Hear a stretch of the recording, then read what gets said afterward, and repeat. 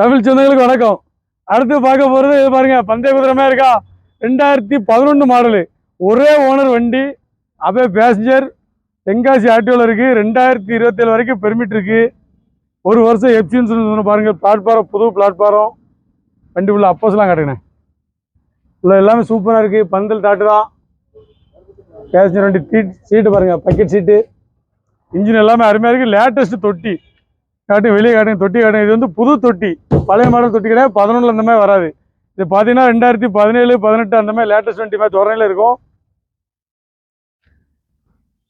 வண்டியோட மற்ற டீட்டெயிலுக்கு கால் பண்ணுங்க. பாடியெல்லாம் பாருங்க, சரியான ஹைட்டு, ஒரு 7 அடி இருக்கும் போல் இருக்கு.